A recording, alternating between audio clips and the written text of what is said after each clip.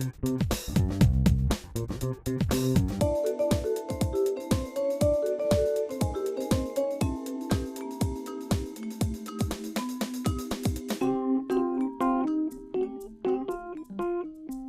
rendez-vous Forum Santé avec Alain Pestalozzi. Bonjour. Bonjour. Bonjour Alain.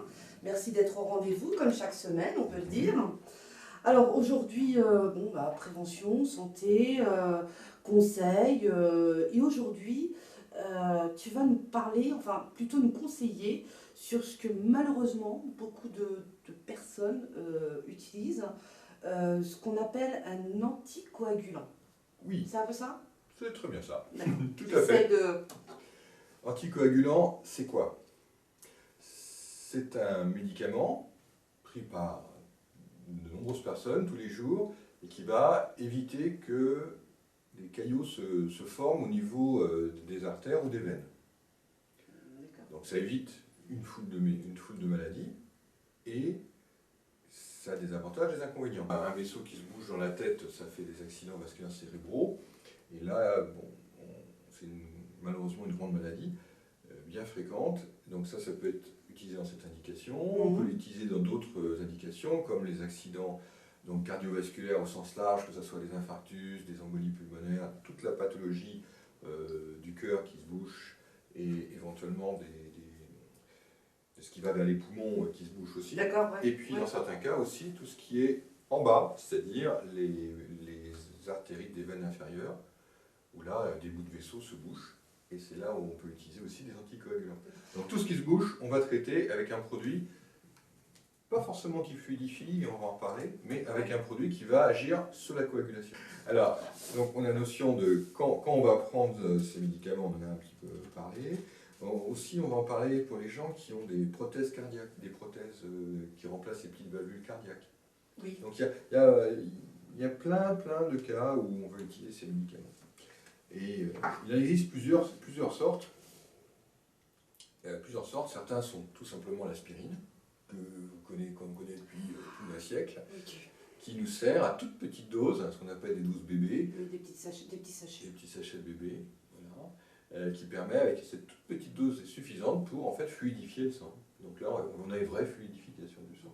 Alors, moi je voudrais revenir un petit peu, mais comment on peut se rendre compte qu'on a un problème justement de fluidification? Eh bien, le problème, c'est l'infarctus du myocarde, c'est l'immense douleur au niveau du myocarde, c'est des valvules cardiaques qui ne marchent plus, c'est le cerveau qui se bouche, et puis là, tout d'un coup, on a comme une douleur ou un engourdissement dans le bras, et puis on a comme un bras mort. Là, on se dit, oula, c'est pas bon signe, on est en train de faire un accident vasculaire cérébral. D'accord. Donc ça effectivement, c'est dû à ces maladies-là, qui sont des graves maladies. Ah bah oui, je pense. Oui.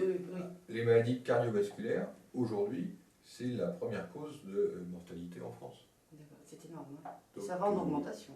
Et ça va en augmentation, oui. Pour diverses raisons. Pour diverses raisons. C'est que la nouveauté, c'est que on sait que parmi ces traitements anticoagulants, il y a plusieurs nouveautés qui arrivent.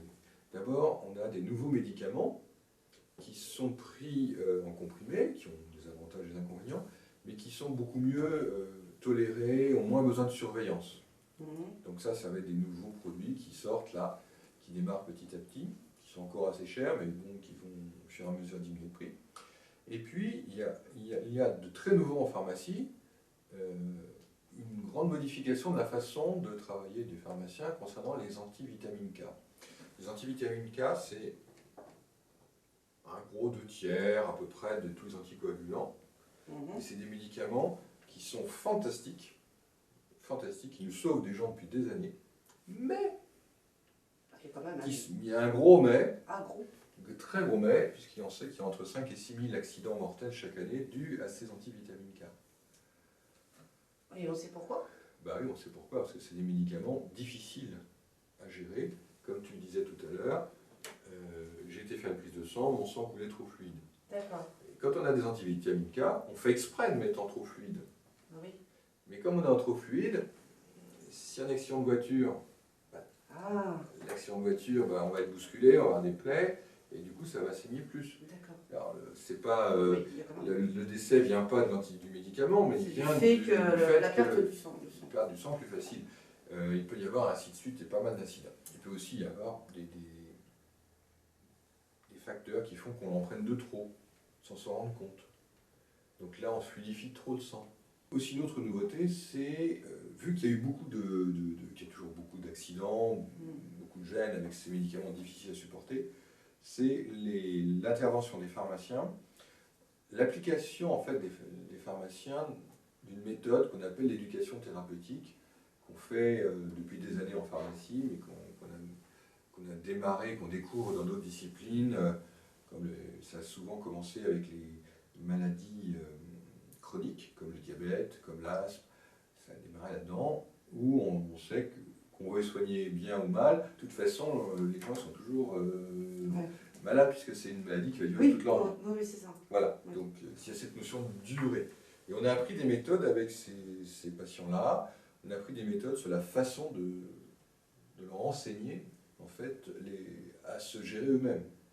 Exemple, au lieu que tu passes systématiquement par le médecin pour comprendre ton traitement, le but pour le malade, c'est d'apprendre à ce qu'il comprenne lui-même son traitement, qu'il puisse être capable, en adulte en quelque sorte, responsable, de changer son traitement s'il en a besoin. Et ça, En consultation, en partenariat avec le médecin, dans une fourchette cadrée, avec un encadrement.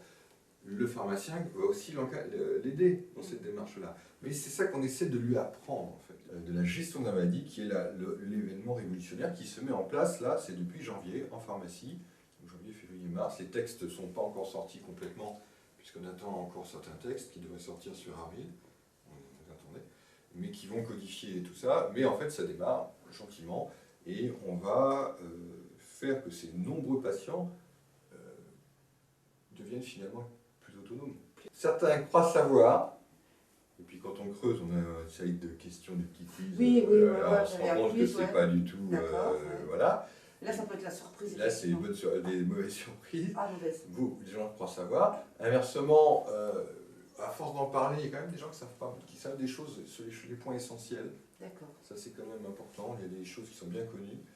Et puis, il y a aussi beaucoup de gens qui s'en foutent. Moi, je prends un comprimé parce qu'on me dit de prendre un comprimé. Il y a le jour où il y a un accident, bah oui, c'est dommage, c'est de la faute, t'as pas de chance. Bah non, c'est pas de la faute, t'as pas de chance. Il y a des choses à faire. Et là, c'est quand même un gros quart de la population qui prend ces médicaments-là. Un quart de la population qui a ces médicaments-là, en gros, prend son comprimé sans trop se poser de questions. Et c'est là où il faut qu'on arrive à faire évoluer les choses, parce que les accidents, ils se produisent là. On propose aux accompagnants, c'est-à-dire aux épouses souvent, ou aux époux, de venir aussi aux séances et d'accompagner la personne, puisqu'elle accompagne dans la vie, le conjoint ou l'ami ou la sœur quelquefois, de venir avec nous pour qu'on soit à plusieurs à partager ça. Voilà, et parfois ça peut soulager un peu. Ça soulage. Ça soulage. Ça soulage les accompagnants, les aidants, ça soulage la famille. D'en parler à plusieurs, et puis les choses se disent. Moi j'étais très étonné. Un mari, je pense à un mari qui déléguait la gestion de son traitement à sa femme, ne s'en occupait pas. Puis la femme lui dit, quand je serai plus là, comment tu feras? Ah bah non, c'est moi qui partirai avant. Bah, pas forcément. Il faut que tu te débrouilles. Et alors là, il y a eu des prises de conscience. C'est drôle, c'est ce qui s'est passé à ces moments-là, ces échanges-là se sont passés, et ça a été très profond. Et là, il y a eu effectivement des choses, et du coup, la personne s'est dit, bah oui, il faut que je m'en occupe, et puis voilà, et maintenant, elle s'occupe de son traitement. Ça, c'est très très fort. Et donc, c'est tout ce travail-là qui se fait en pharmacie, qui se faisait sans le dire, et maintenant qui va se faire en le disant, en l'expliquant. Ce sera le mot de la fin. Prenez soin de votre santé. Le rendez-vous Forum Santé à Vallon Vision. À bientôt alors. À bientôt. À bientôt, merci.